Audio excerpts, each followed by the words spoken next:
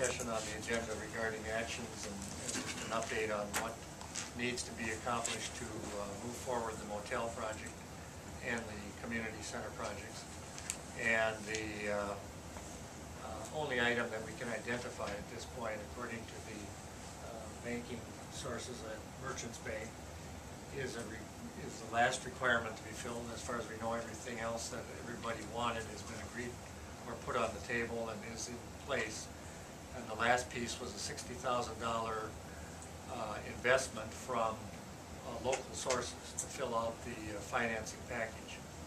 And at that point, we're led to believe that the bank will then refer it to the loan committee for final action, and we'll find out once and for all whether we have a doable loan and a package to put together or not.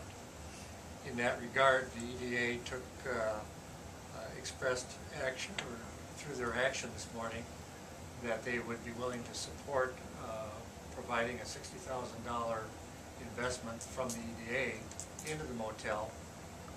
I believe we did specify which way we would do it, whether it was an investment or a loan or some combination thereof, but to get the money there so that the bank can make a decision.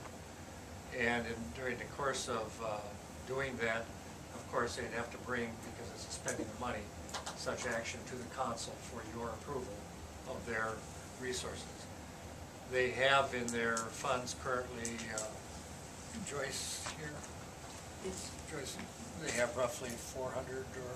We should have close to 400. So the dollars are adequate that they've collected back, so the dollars are there to make the 400,000. And Terry and I have been just kind of going back and forth, and Joyce today, and working out, and it seemed that perhaps the cleanest way at this point, because it falls under the $75,000 amount, is that it would be, the easiest would be to, if we can work it out with the Guardian and Rushford Hospitality Group, to simply provide them a loan. And we were thinking over a period of first 5 years deferred, second 5 years payable with interest at 2.5% or something like that. And hopefully in that time they would raise the money that would give local people a chance to invest and buy out our loan, which we really have no interest in keeping in there, but at least it would get it started and allow for continuation. So I don't know, Roger, Jim, if you want to address or talk to the issue.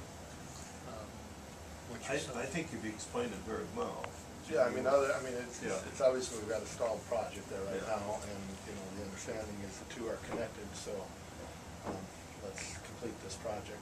It is contingent. I mean, the idea is for us not to be in the loan business. I mean, we'd like to see the locals, take us out of that position, but that's not happening right now. So, in light of that stall, let's step forward with this. We have the availability of the funds, see if the loan will be approved, and then we can get this project completed. There is also local folks that are already involved with investing in this project, and this morning I mentioned or discussed the fact that this project has been approved or whatever from EDA, is that it's something that Rushford needs and continues on. So the $60,000 loan, if it gets it going, it's worth that. And I believe Mr. Suri is in the audience somewhere, and at least he was. Back there. Okay. And he indicates the loan would be acceptable to him at a rate of 4%. And Joyce, do you want to just briefly mention the precedents for this kind of thing, or the law, I guess, if you will, or what we're relying on as far as statute? Well, the EDA can, of course, loan funds to businesses or grant business subsidies. Because we're under the threshold of $75,000 for a loan, this does not fit into a business subsidy as such. So it could be treated as a revolving loan fund loan. And the funds would be what we have collected through the flood repayments, the flood loan repayments. Terry? Just to supplement that,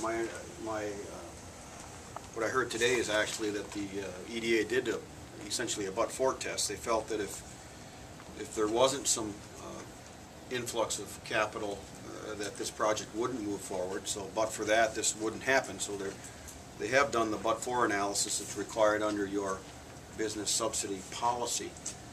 My understanding is the loan would be up to $60,000, and with the encouragement to keep looking for local investors.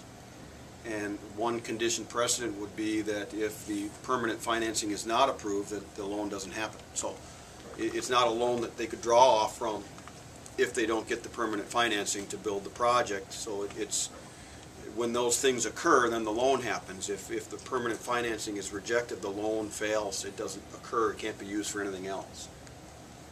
That was my understanding. Correct.